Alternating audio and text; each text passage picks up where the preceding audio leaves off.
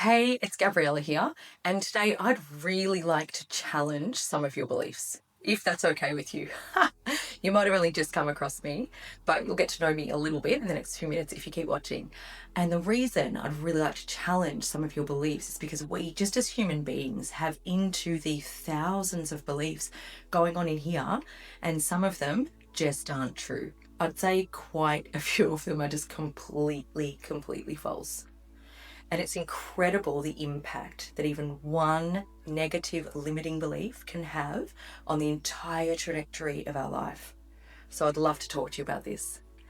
And by the way, if you're watching this, who feels like they might have some limiting beliefs going on?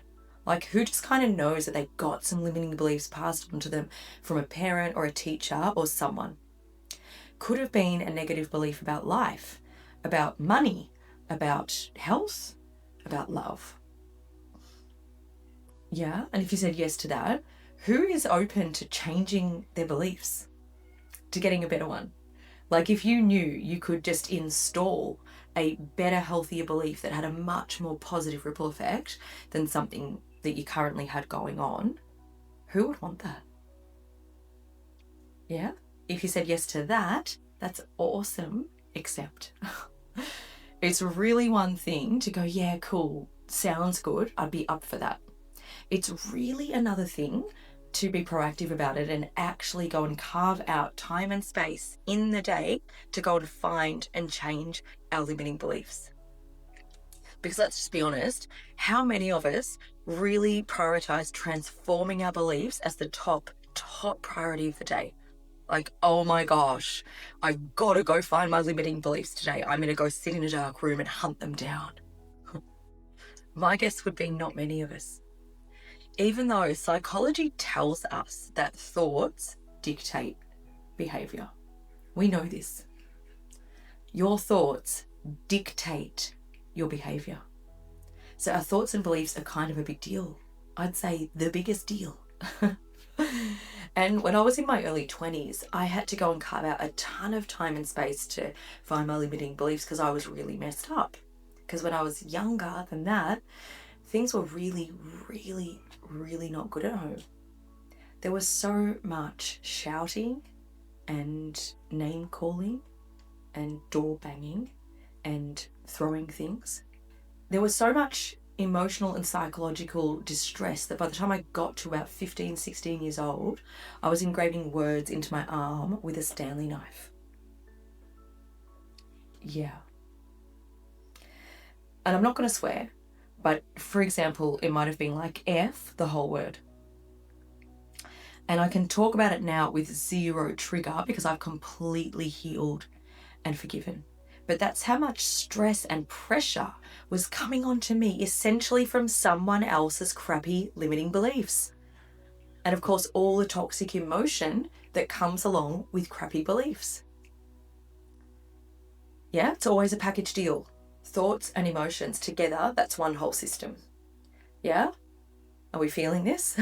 So all that negative energy was coming onto me and I was just trying to transfer it out. So really the self-harming was a form of release at the time. And another thing I did to release was just to repeatedly throw shoes at my bedroom wall. I really liked it. It made a really loud bang. It didn't leave any marks because it was this kind of fake wooden slats wall. So that was great.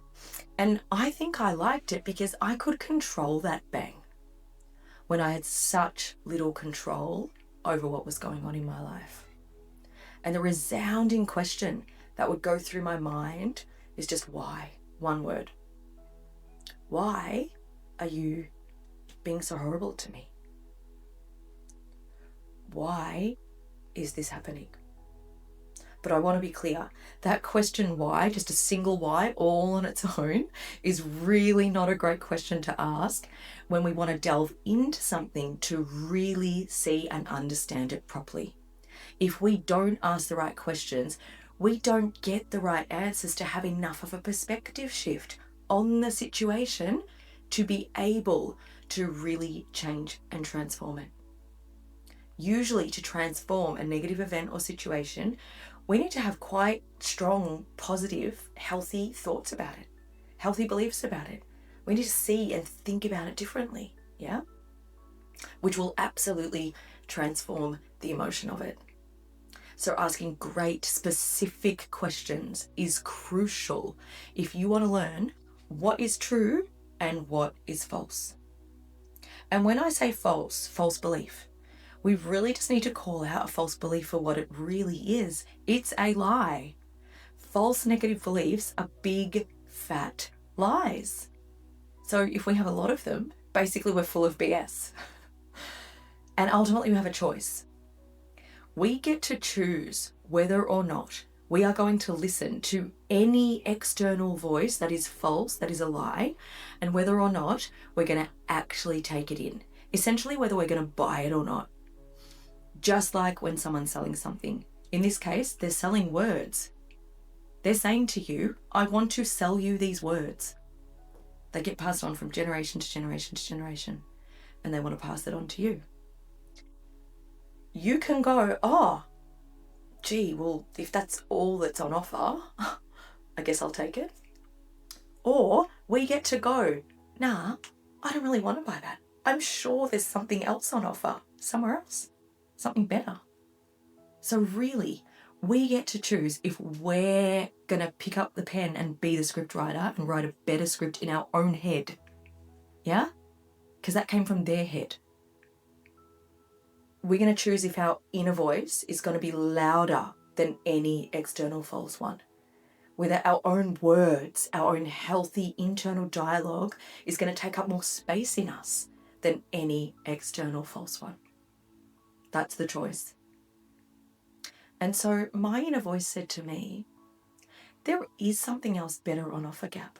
Pick up your pen. You are the script writer. You, in fact, are the director of this great show called Your Life.